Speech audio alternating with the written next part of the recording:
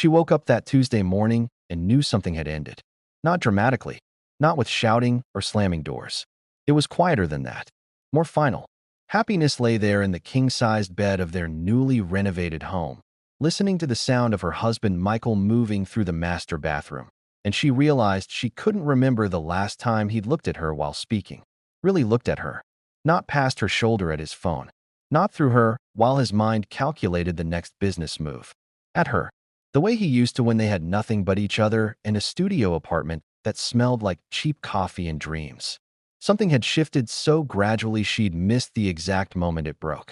But lying there, watching expensive morning light filter through custom blinds they'd spent 3 hours choosing, she felt it. The absence. The hollow space where love used to make noise. And the terrifying part? She wasn't sure when it had left. Last month. Last year. Had it been slipping away so slowly that she'd adapted to its disappearance the way your eyes adjust to darkness? Michael walked past the bed without glancing her direction, already on his phone, already somewhere else entirely. And happiness understood with sudden, crushing clarity that she'd become optional, convenient, part of the background of his success story rather than the reason for it. This is a story about what happens when ambition stops being a shared journey and becomes a solo climb. When someone chooses the summit and assumes love will wait at the base camp. When you realize too late that the person you sacrificed everything for never noticed you were bleeding. Hello, friends. Before we dive deeper, let us know in the comments where you're watching from and what time is it there.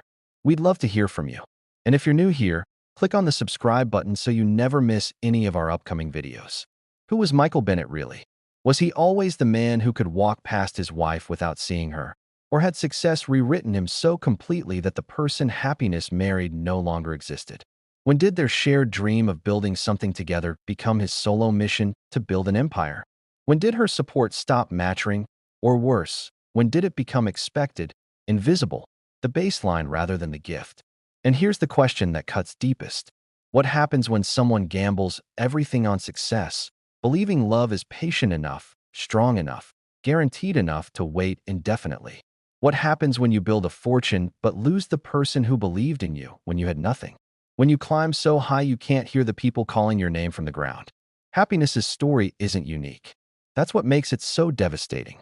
It's happening right now in homes that look perfect from the outside, in marriages that seem successful by every measure except the one that matters, in relationships where one person is winning at life while the other is disappearing. How do you know when you've crossed the line from building a future together to building a future alone?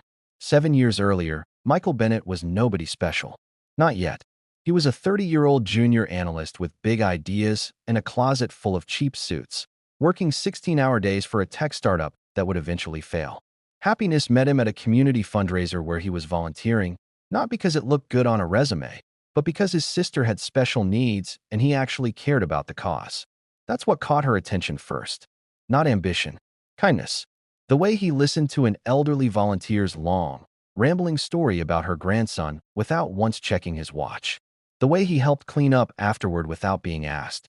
She was a third-grade teacher then, living in a one-bedroom apartment she could barely afford, still paying off student loans, still believing that loving what you do matters more than what you earn. They started talking, really talking, about family, purpose, what makes a life meaningful beyond a paycheck. Michael told her about his dreams of starting his own company someday, something that solved real problems, not just extracted money from people. He wanted to build something that mattered. Happiness saw the fire in him that night, the hunger, but it was tempered then with humility, with awareness that success meant nothing if you became someone you couldn't recognize. They started dating in that organic way that feels inevitable in hindsight. Coffee dates that turned into 4-hour conversations. Walks through the city where they forgot where they were going. Weekends spent at farmers markets and secondhand bookstores because that's what their budget allowed. When Michael's startup collapsed 8 months later, happiness was there. She watched him process the failure, the self-doubt, the fear that maybe he wasn't built for this. She sat with him through the dark nights when he questioned everything. And she said the words he needed to hear. This doesn't define you. You'll try again. I believe in you. They married a year later in a small ceremony neither could really afford. Happiness's parents helped with the cost. They honeymooned in a cabin upstate for 3 days because that's all the time Michael could take off from his new job. It was enough. More than enough. Because they had each other, and that felt like the whole world. Happiness supported them both when Michael decided to launch his own consulting firm. She picked up summer teaching jobs. She canceled the cable. She learned to cook elaborate meals from inexpensive ingredients. She never complained. Not once. Because she believed in him. Yes, but also because he made her feel seen. Valued. Like her sacrifices weren't invisible. He'd come home exhausted, and before talking about his day, he'd ask about hers. He'd remember the names of her difficult students. He'd thank her, specifically and genuinely, for making it possible for him to chase this dream. They were partners. That word meant something then. For 3 years, they struggled together. And then, slowly, the business started working. Michael landed a major client. Then another. Revenue grew. They moved out of their cramped apartment into a small house. Happiness cried when she saw the backyard. Not because it was big or fancy, but because it felt like validation. Like all those nights of ramen and stress had purpose. Look at what we built, Michael said that day, his arm around her. We did this. We. That word mattered. But what Happiness didn't see yet, what maybe no one sees until it's too late, was that success has gravity. The more you accumulate, the more it pulls you. The more it demands. The more it whispers that if this much is good, more would be better. Michael's firm grew faster than either of them anticipated. Suddenly, he was hiring employees, managing teams, flying to pitch meetings in other cities. The man who used to ask about her day started coming home at 10 p.m. with his mind still at the office. The man who used to thank her started assuming her support. And the word we, slowly, quietly, became I. The breaking point didn't announce itself. It arrived disguised as opportunity. Michael's firm had grown into something significant. He was being courted by venture capital firms, interviewed by business magazines, invited to conferences where people actually knew his name. Happiness watched it happen with mixed feelings. Pride, certainly. She'd never doubted he had this in him. But also something else.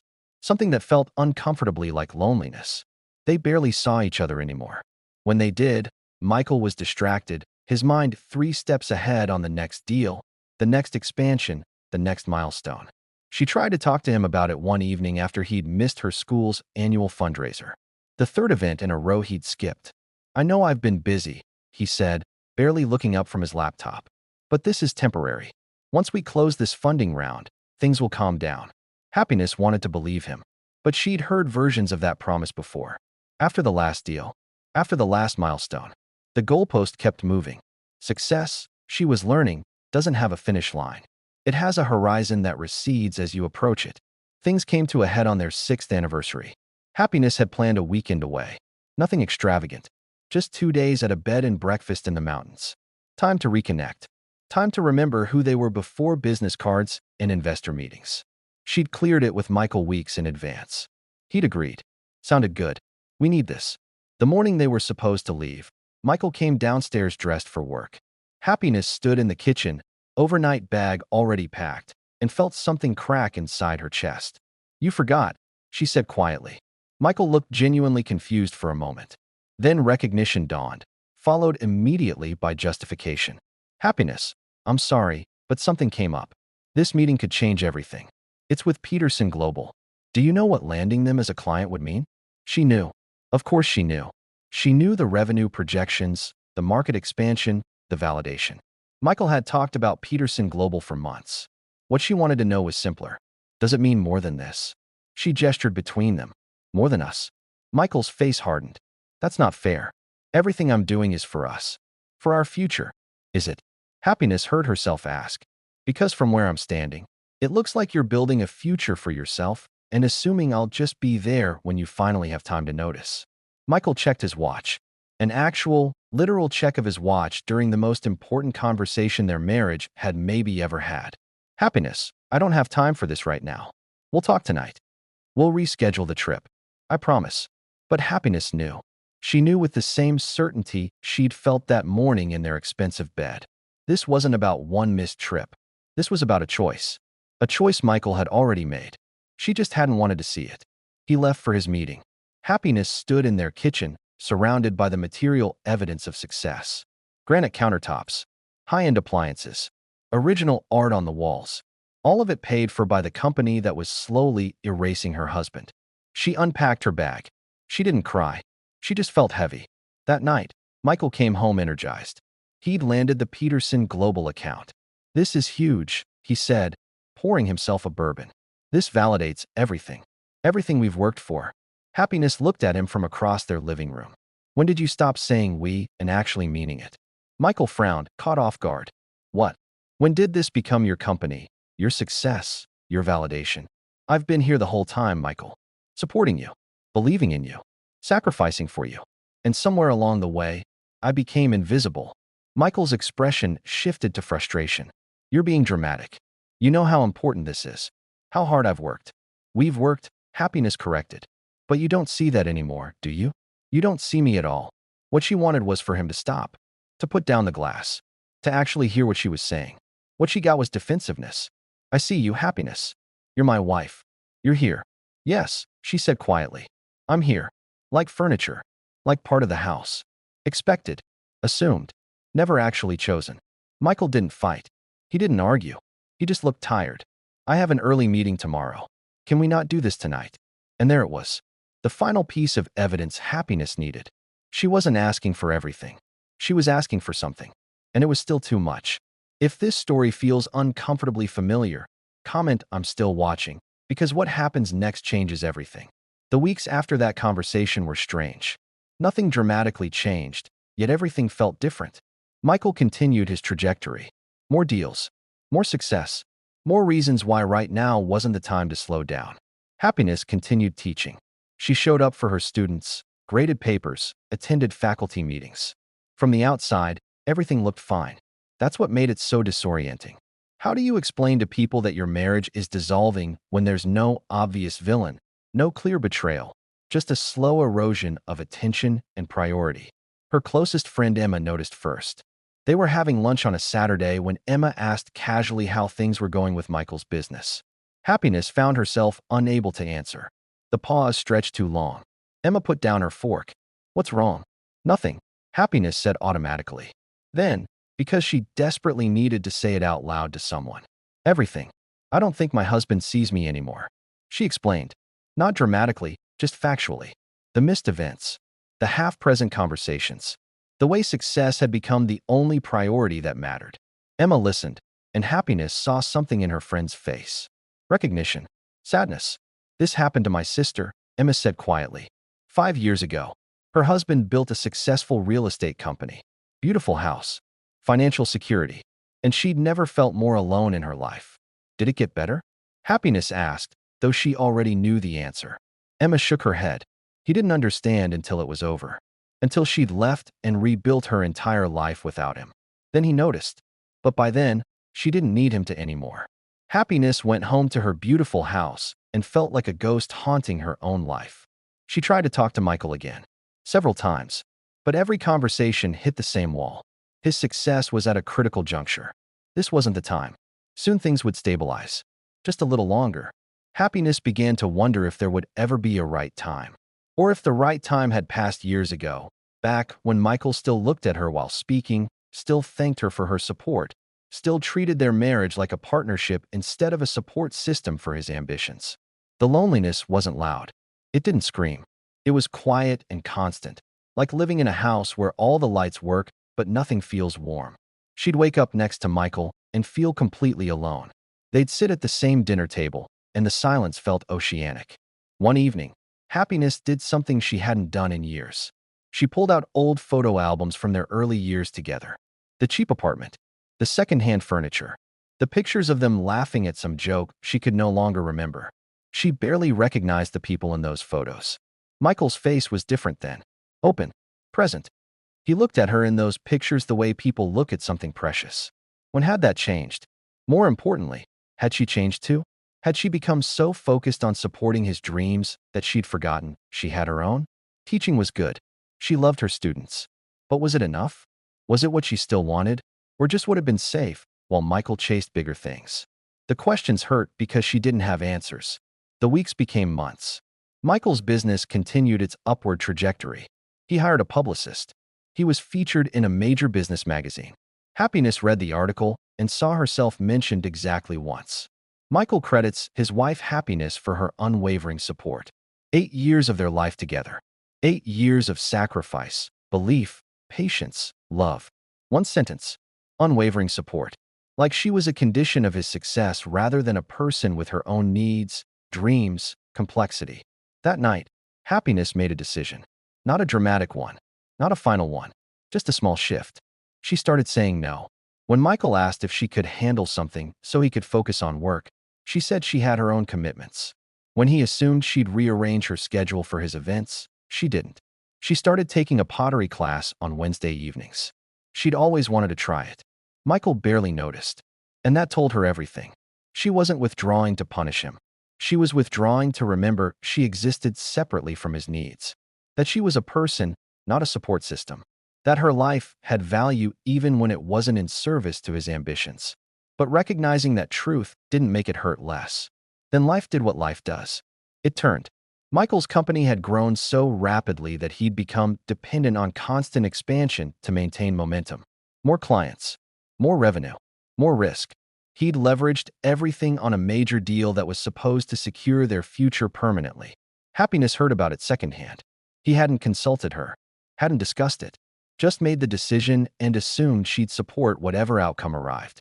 The deal fell through, not due to anything Michael did wrong, just bad timing. The client went in a different direction. It happens in business. But Michael had bet everything on this not happening. The fallout was swift. Investors got nervous. Clients started questioning. The business that had seemed unstoppable suddenly looked fragile. Michael came home one evening and actually looked at Happiness. Really looked at her. For the first time in months.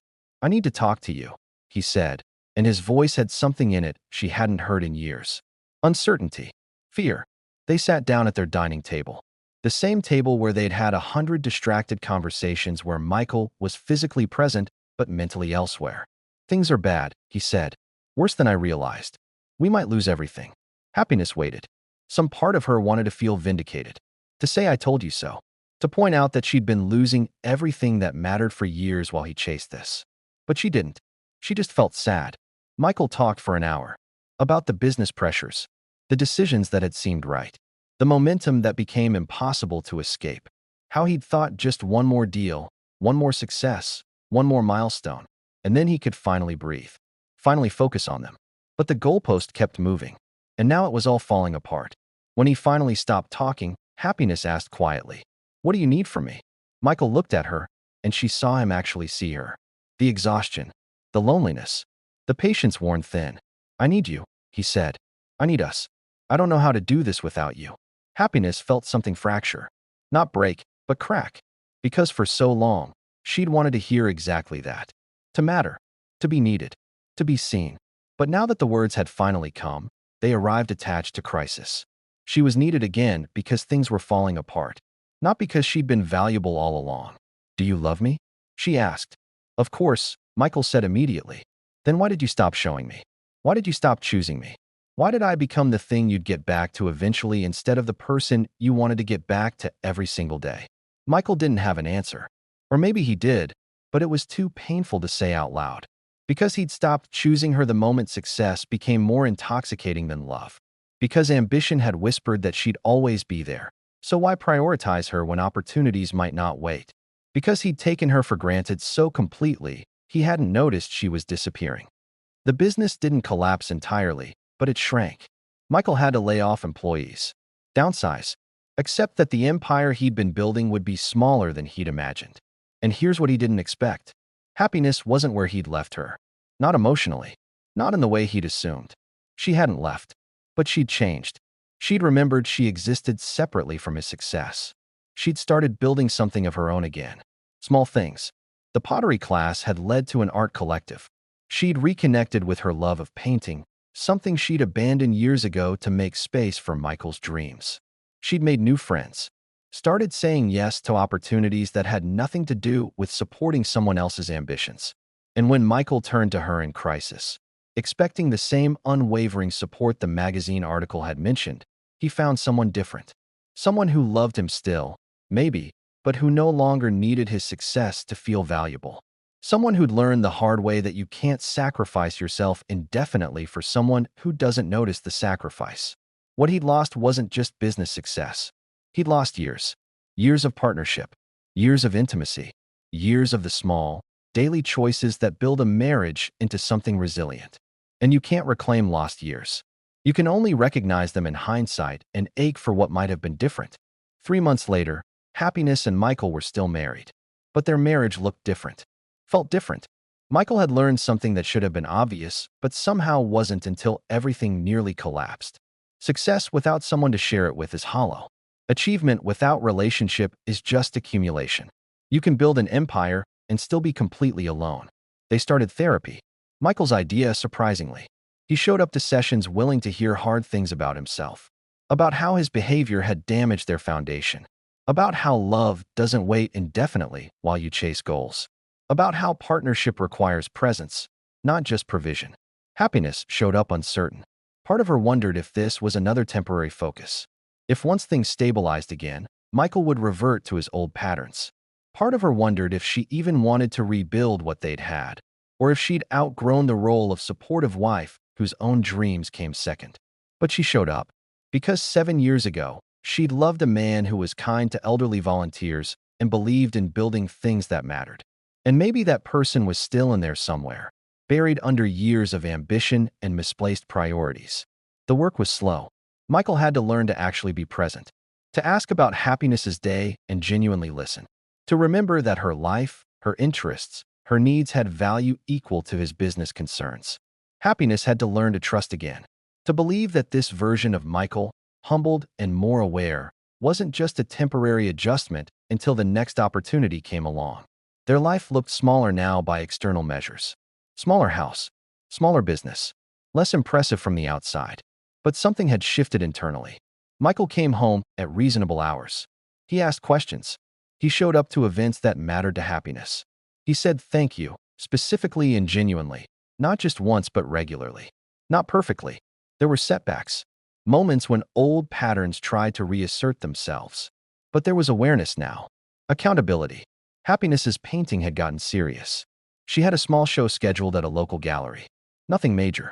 But Michael was more excited about it than he'd been about his own business wins in recent months. "This is incredible," he said, looking at her work. "How long have you been creating like this?" "A few months," Happiness said. "Since I remembered I existed separately from your success." Michael nodded slowly. "I'm sorry I made you forget." They stood there in her small studio space, surrounded by her art, and for the first time in years, the silence between them didn't feel empty. It felt like breathing room. Like space for two separate people who were choosing, daily, to build something together. The lesson Happiness learned wasn't that ambition is bad. It's not. Dreams matter. Goals matter. Building things matters. But ambition without balance becomes consumption. Success without relationship becomes isolation. You can gain everything the world says matters and lose everything that actually does. And sometimes the people we take for granted, the people we assume will wait forever while we chase horizons, those people eventually remember they don't have to wait. They remember they have their own lives, their own dreams, their own worth that exists independently of how useful they are to someone else's ambitions. Michael learned that you can't reclaim time, can't undo years of neglect with sudden attention when crisis arrives, can't assume love is patient enough to survive indefinite deprioritization. But you can change. You can recognize the truth before it's completely too late. You can choose differently going forward. Whether that's enough depends on both people. On whether the foundation is cracked but reparable, or broken beyond what rebuilding can fix. So here's what I want to know. What would you have done in Happiness's place? Would you have waited through those years of being invisible, hoping things would change? Or would you have left earlier, before so much time was lost? And if you were Michael, would you have recognized what you were losing before crisis forced you to see it? Could you have chosen differently when success was calling and love seemed guaranteed? The truth is, most of us are somewhere in this story. Either we're the person chasing something at the cost of relationship, telling ourselves it's temporary, it's for us, it'll be worth it eventually. Or we're the person waiting, supporting, believing, and slowly disappearing in the shadow of someone else's ambitions. Neither position is comfortable to recognize. But recognition is the only thing that creates the possibility of change. If this story moved you, if it made you think about your own priorities, your own relationships, your own balance between ambition and presence, leave a comment. Tell me where you're watching from. Tell me what resonated. Tell me if you've lived some version of this story. And if you haven't subscribed yet, do it now. Because the next story might cut even closer. Might show you something about yourself you didn't expect to see. These aren't just stories. They're mirrors. And sometimes seeing our reflection clearly is the first step toward becoming who we actually want to be. Thank you for watching. Thank you for staying. Thank you for being willing to sit with uncomfortable truths. I'll see you in the next one.